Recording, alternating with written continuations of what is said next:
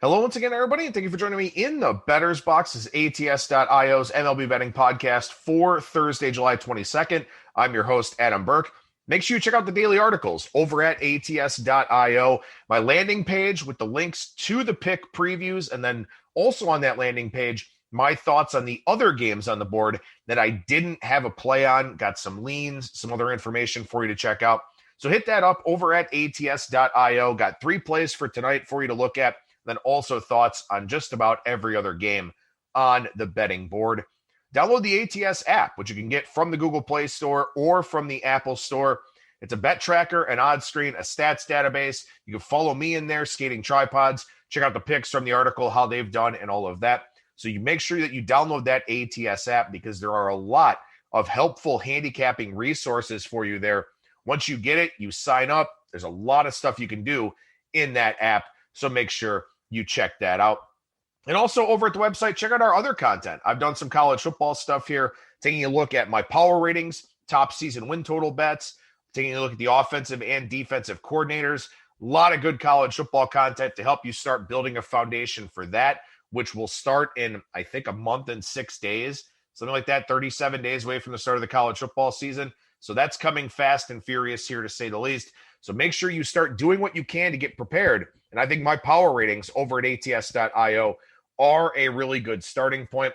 Golf preview for the 3M Open, which started here today. UFC preview for this weekend. A lot of good fights on that card for you to check out. Then I got NASCAR previews for you as well. NASCAR not racing here this weekend. They are taking the weekend off, but they will have races throughout August. So keep it tuned in over at ATS.io to check all of that stuff out. All right, so format for today's show, we'll go beyond the box score, go down the lines, and give you a pick for tonight's action, and then a preview of the weekend ahead. I am a little bit shorter on time here today, so maybe a little bit quicker of a show, but still just as sweet as always here on the program. Let's go ahead and start with a look beyond the box score. And those post-All-Star break numbers, still very, very high. As of Monday's show, it was a 252 average, 324 on base, 422 slugging. Well, now, as we've added a couple more days of, or 3 more days of data to those numbers, still the 252 average on base down a little bit at 321, but slugging up to 435. So at 327 weighted on base average since the All-Star break here across the league.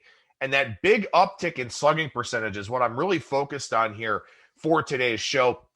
As we know, the strikeout rate is down. The strikeout rate is down quite significantly since that spin rate crackdown took hold with the foreign substances and all of that. So guys are putting a lot more balls in play.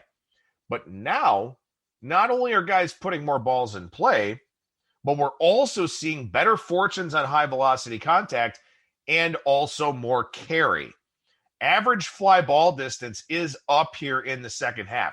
From June 3rd, the time that the second memo was actually sent out, there was a first memo in spring training back in March. Then the memo came out June 3rd. Major League Baseball said, we're going to take this seriously. Then enforcement started on June 21st. But in any event, from June 3rd to July 11th, average fly ball distance, 319 feet.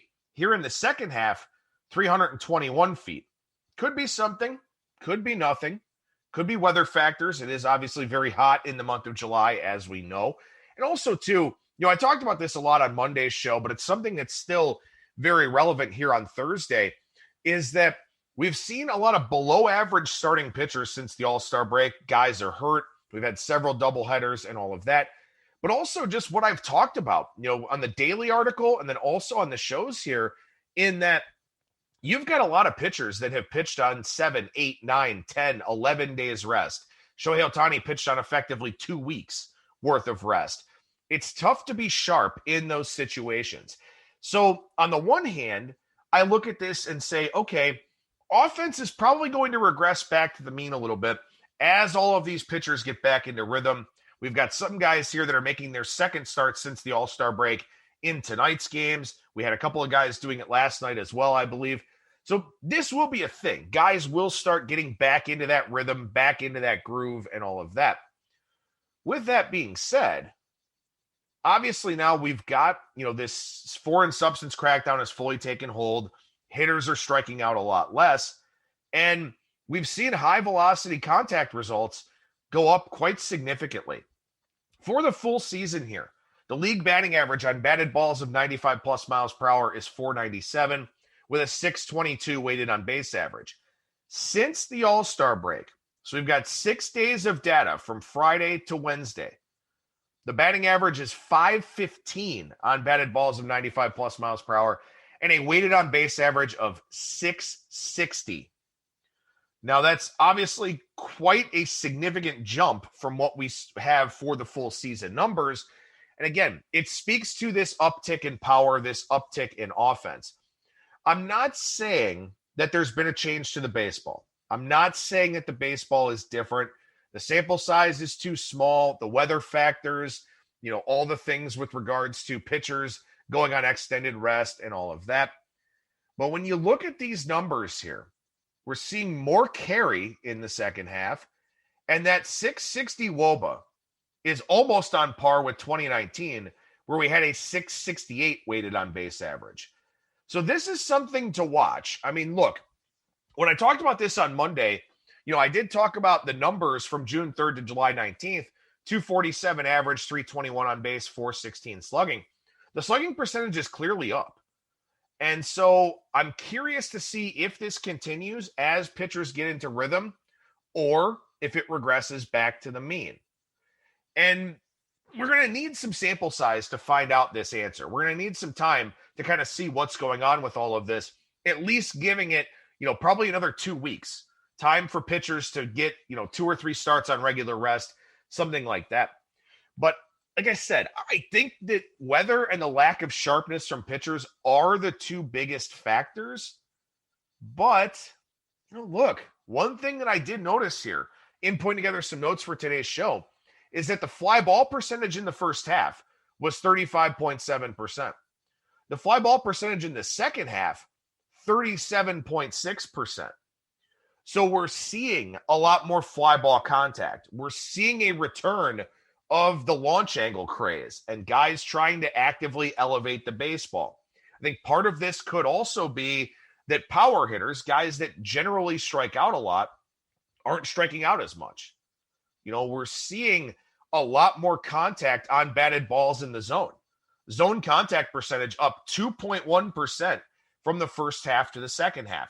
And again, a lot of this could simply be that pitchers aren't as sharp. They don't have their command down because of these extended breaks, but there could also be more to it than that. The K percentage is down, swinging strike percentage down 0.4%, and swing percentage is up 47.6% in the second half compared to 46.7% in the first half. So guys are swinging more often.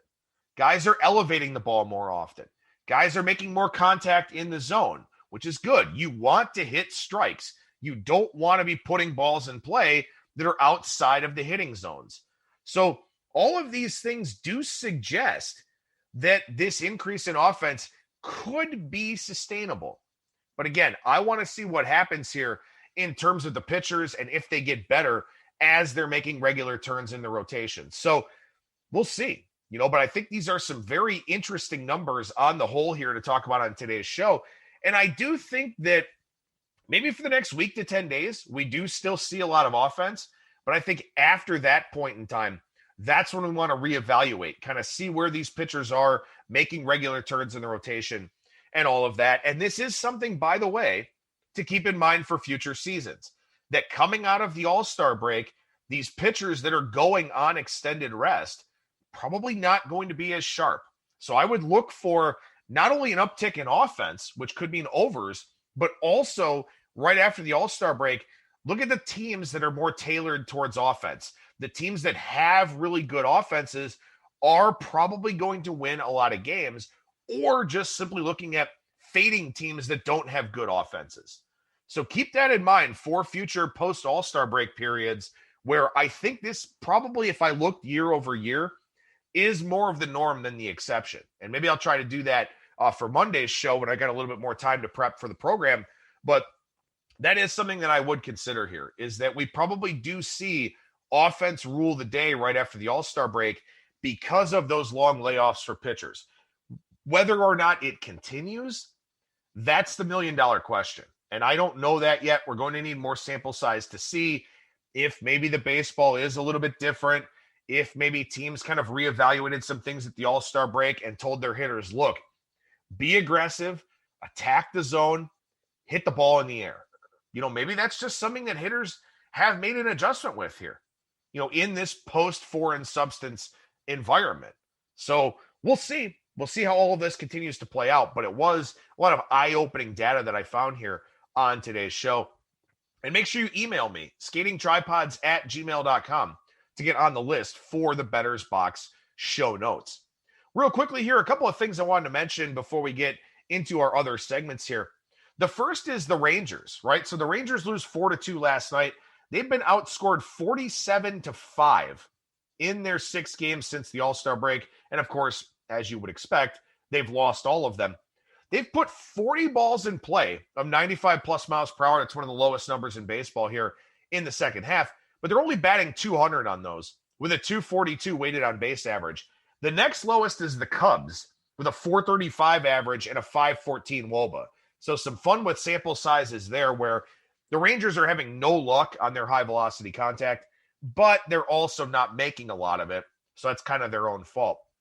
Also, the Nationals, their offense, major uptick across the board in high velocity batted balls. Only Minnesota has a higher raw number of batted balls of 95 plus miles per hour. So Juan Soto taking off for the Nationals, some of their other hitters swinging it pretty well also. Again, I think that the Nationals are a really interesting team for that NL East future. So that may be something that you want to consider here. As I mentioned, a big uptick in fly ball percentage here in the second half, up from 35.7% to 37.6%. So it looks like hitters have attempted to make an adjustment. They're trying to elevate the baseball more. And again, like I talked about, fly ball hitters, guys that kind of have that uppercut, stuff like that, they usually just deal with high strikeout percentages. In this current environment, they don't have to deal with that as much because strikeout percentage is down. So I think those guys putting more balls in play does increase this fly ball percentage. But something it got me thinking about here is that maybe in the short term, the medium term, possibly even the long term, maybe you want to look more at those ground ball guys again. As we know, it's still very difficult to manufacture runs, a lot of runs being scored by the long ball, which is just kind of the way it's been for several straight years here. But maybe the ground ball guys are guys that you want to look at here. So the top 10 in ground ball percentage among pitchers that are qualified right now for the ERA title, which I think is like 3 innings per team game or something like that. Dallas Keuchel is number 1. Sandy Alcantara from the Marlins, number 2. Luis Castillo from the Reds, number 3. Herman Marquez from the Rockies is number 4. Wade Miley from the Reds rounds out the top 5. Kyle Gibson is 6th, and maybe this is something that does help his trade value if the Rangers look to move him, and they probably should. Marcus Stroman, 7th. Yusei Kikuchi is 8th. Ian Anderson is 9th from the Braves. And then Casey Mize from the Detroit Tigers is 10th. So you may want to look more at the ground ball guys for the reasons that I mentioned previously. Uptick in fly ball percentage, uptick in slugging percentage and home runs. And those are guys that typically, generally speaking, a lot of ground ball guys are not high strikeout guys. So in this decreased strikeout environment, those are guys that may be able to have some better fortunes by keeping the ball on the ground.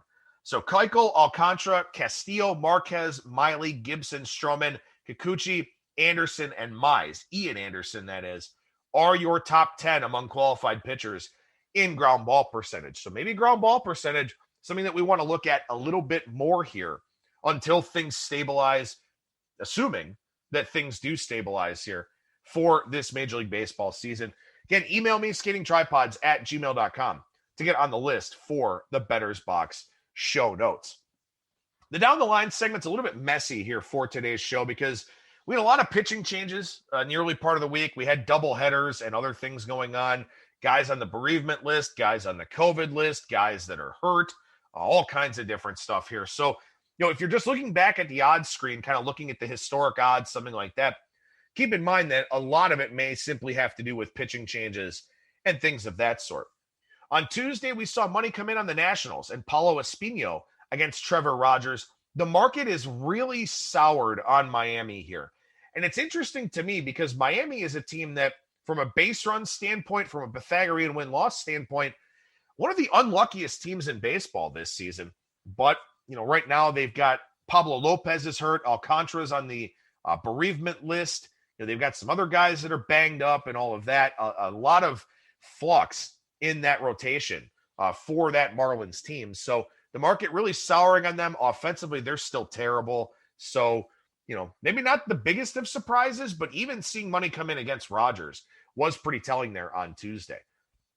We saw a lower total with John Means and Shane McClanahan on Tuesday. That's the Rays and the Orioles. And that was a total that came down from 8 to 7.5 with John Means coming back off the IL. But John Means was not going to work deep into that game.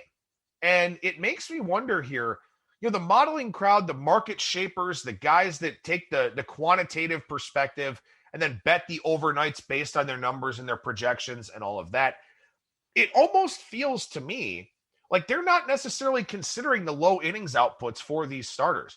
Means was not going to work 6 innings. He was not going to work into the 6th or anything like that. And the Orioles bullpen is terrible. And the Orioles bullpen did falter late in that game, did wind up helping that one get comfortably over the total. But this is something I think you want to pay attention to. I've seen this quite a bit where totals have gone down in games with a good expectation for the starting pitcher, but the starting pitcher wasn't going to work deep into the game. So that's something I think you want to consider here as we go forward, especially because bullpens on the whole are going to be less effective with this foreign substance crackdown because those are guys that used a lot of them. They use a lot of them not only to help with the spin on their stuff, but they have limited arsenals, so they kind of need every advantage that they can get. And also, too, gripping the baseball. You're pitching back-to-back days, 3 out of 4 days, all of that. That puts a significant strain on your arm. And, the relievers are just not nearly as effective here since all of these crackdowns started taking place. And I don't know if that's being properly accounted for right now in the totals betting market. Tuesday, we saw Tarek Skubal money come in and make the Tigers a clear favorite against Dane Dunning and the Rangers. A lot of Rangers fades going forward here, I would anticipate, especially because if and when Joey Gallo gets traded, that offensive projection is exceptionally low. So I would expect to see a lot of Rangers fades going forward. And in fact, we see another one here today with Tyler Anderson on the mound for the Tigers, or Tyler Alexander, on the mound for the Tigers against Mike Fultonevich. Very heavy Astros money on Tuesday. That was Luis Garcia and Tristan McKenzie. The Indians are still very, very scrappy, man. I give them credit. That was a very tough road trip for them, but they did pretty well on it overall. McKenzie's profile is ugly, though. The market hates guys with high walk rates. He's got a very high walk rate. So not a big surprise to see the Astros money there, and wouldn't be a big surprise to see money against McKenzie as we go forward here until that Indians rotation gets back to decent health. Very heavy Twins money on Tuesday. That was Bailey Ober and Dallas Keuchel, and the White Sox did win that game. Like I said, I think ground ball guys are in decent shape right now, given the run environment, given what's happening around Major League Baseball. So we're still going to see a lot of heavy Keuchel fades, but I don't know if that's the best idea going forward here. So I think maybe betting on Keuchel when the market kind of has its say and you can get Keuchel at a buy point when that line goes all the way down, that might not be a bad idea. And it wasn't a bad idea for bettors on Tuesday. I considered it, didn't do it, but I did think about it there with that 35-cent line move. Just wouldn't expect the line to be that far off, with the White Sox against the Twins. And it wound up that, my thought process was correct. I just didn't play that game. Wednesday, we saw Marcus Stroman money against the Reds and Jeff Hoffman. Not really surprised to see a fade of Jeff Hoffman as he was coming off the IL. Stroman is a guy that the market has been fading in spots. High ground ball percentage guy, which could help him. But, you look at his xERA, you look at his xWOBA and all of that, does show a lot of regression signs in that profile. But the biggest takeaway to me from Wednesday is there continues to be a lot of anti-Reds sentiment in the marketplace. The Brewers took money in almost every game against them after the All-Star break. And then we've seen a lot of Mets money here as well. Not a lot of believers in the Reds. Their pitching staff is bad. Their offense has leveled off quite a bit. They got a big series coming up here this weekend against the Cardinals. But, the Reds just, not a team held in high regard right now for a lot of people out there in the betting markets. Saw some heavy steam on Adam Wainwright last night against Kyle Hendricks and the Cubs. Had the under in that one. That came through very, very easily. Wainwright and the Cardinals a winner in extra innings. But that was a very big line move where Kyle Hendricks, who's been great over his last 13 starts, opened a small favorite in that game. Cardinals wound up closing in the minus 130 range. Did get the win, but the under was the less sweaty of the bets there. We saw early money on Logan Webb and the Giants yesterday, but then we saw late buyback on Julio Urias and the Dodgers. Dodgers in position to win that one. Kenley Jansen blows the save in the ninth. Giants win 4-2. Like I said, I think that the Giants have been disrespected a little bit in this series, at least to this point, but hold on to that thought for a couple minutes here.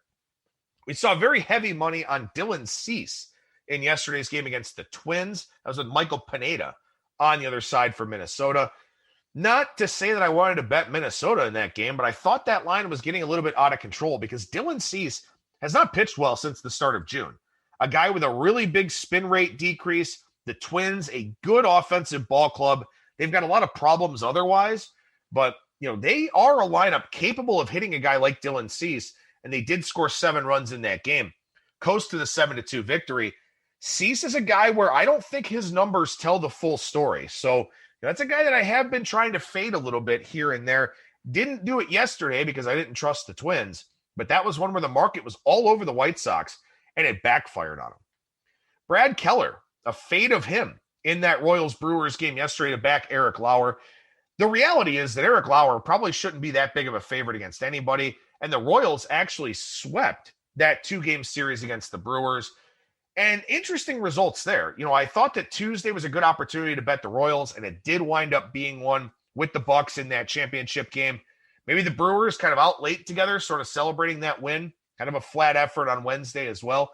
I would expect them to get back to business now this weekend, but, they lost a couple of favorite prices there to the Royals. Also, another big favorite losing, a favorite that took some money losing yesterday in that Red Sox-Blue Jays game with Garrett Richards and Robbie Ray. Look, yeah, Garrett Richards sucks. I totally get that, especially with the spin rate crackdown.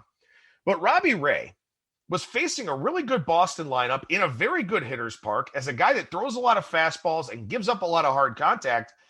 I understand the thought process behind the move, but man, when you get a really good offensive team at a big underdog price, I think you've got to consider it. And that's kind of been my thought process early in the series here with the Giants.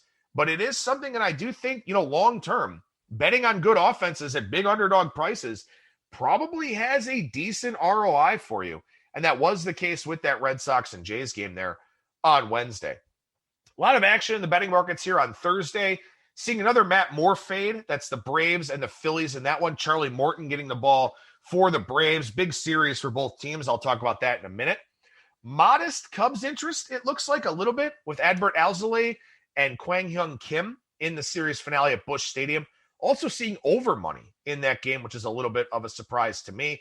I actually like the Cardinals in that one. Did play the Cardinals. You can read about that over at ATS.io. Walker Buehler and the Dodgers today. I think this line goes up as we go throughout the day here. Anthony DeSclafani, first of all, there's a narrative out there that he can't pitch against the Dodgers.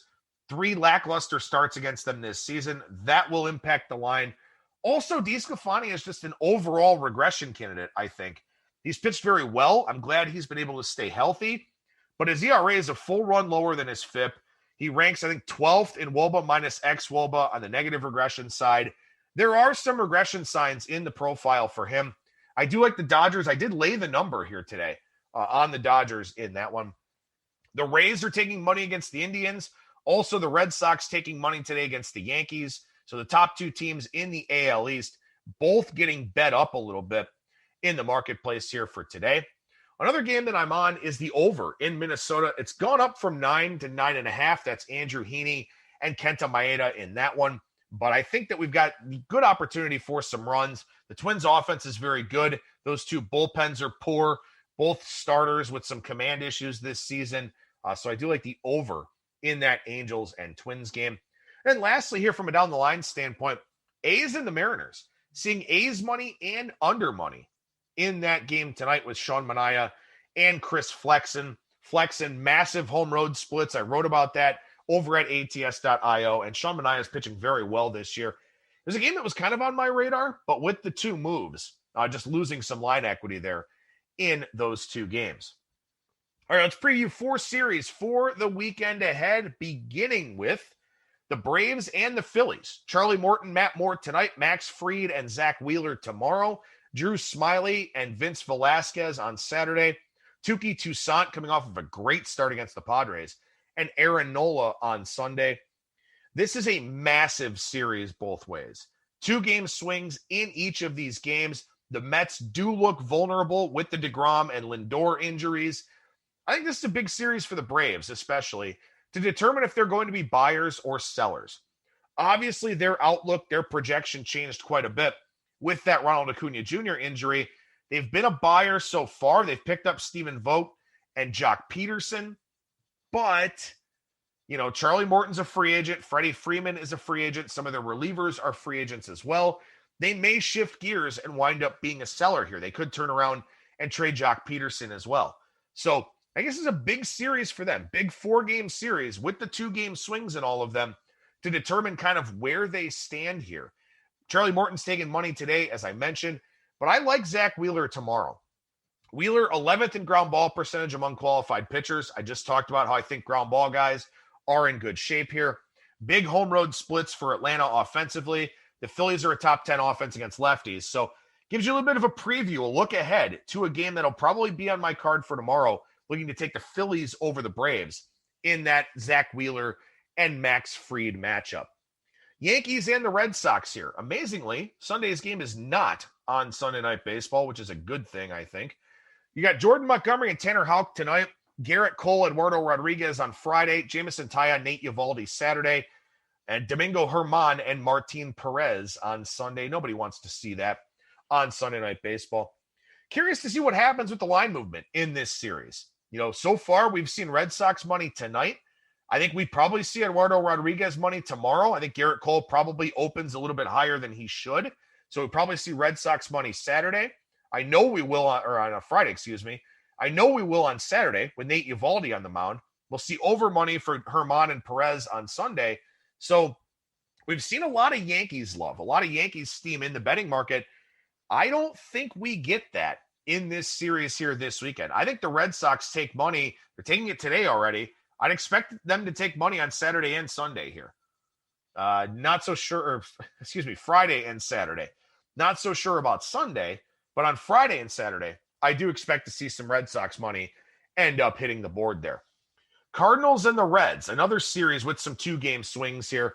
Wade LeBlanc and Tyler Mahle on Friday. I think it's John Woodford and Luis Castillo on Saturday. Johan Oviedo and Sonny Gray on Sunday. Look, this is a must-win series for the Reds.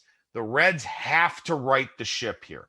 And everything is set up for them to do exactly that. All 3 pitching matchups are in their favor.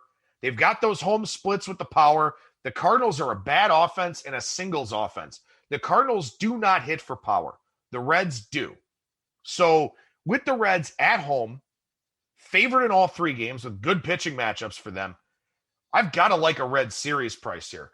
Obviously, we won't see one until tomorrow morning. Thinking it's probably in the 155 to 160 range for Cincinnati, but I do like all 3 pitching matchups for them. I don't know if we'll have any line equity to bet on them in any of these 3 games, but I do think the stage is set for them to have a really good series. I also think that it is essential that they have to play well in these games here against St. Louis. Lastly, man, break out the candles and the Jergens. Put on the Kenny G or the Michael Bolton or whatever other kind of smooth jazz you want, because we're going to have some sensual baseball here this weekend between the White Sox and the Brewers. These 3 pitching matchups are just insanity. I mean, you could not ask for better pitching matchups here in this series between the Brewers and the White Sox. And you know what, man? Everybody loves home runs, chicks dig the long ball, so on and so forth, but give me pitcher's duels like what we might see in this series. Lucas Giolito and Freddie Peralta on Friday, Carlos Rodon and Corbin Burns on Saturday, Lance Lynn and Brandon Woodruff on Sunday. I mean, it does not get any better than that for those three pitching matchups. Exceptional, just outstanding. I mean, you got four Cy Young Award candidates in the two games on Saturday and Sunday. I mean, just absolutely incredible. Now, we'll see what these totals look like. I think that'll be very interesting, especially because you have a White Sox offense that is really good, and you've got a Brewers offense that's been really good of late. So I'll be real interested to see what these lines look like. I don't know if I'll play anything in this series, but it should be a whole lot of fun. The one thing I think is interesting to mention here, the limited White Sox lineup that's already missing Grandal and Madrigal and Robert and Jimenez, some other guys, Jake Lamb. Look, they don't have a DH in this series. This series is in Milwaukee. So the White Sox, who are already kind of running out a limited lineup, don't have the DH. So you run the risk now of putting out a subpar defensive lineup because you're trying to get as many bats as possible into the order. So that could be the difference there. So very good series, three outstanding pitching matchups. Should be a lot of fun there in Beertown coming up this weekend. Make sure you email me skatingtripods@gmail.com to get on the list for the Bettor's Box show notes. That'll do it for me. Thank you so much for listening, everybody. Have a happy, healthy, smart, safe weekend. I will talk to you again on Monday. And remember that you will never strike out when you're in the Bettor's Box.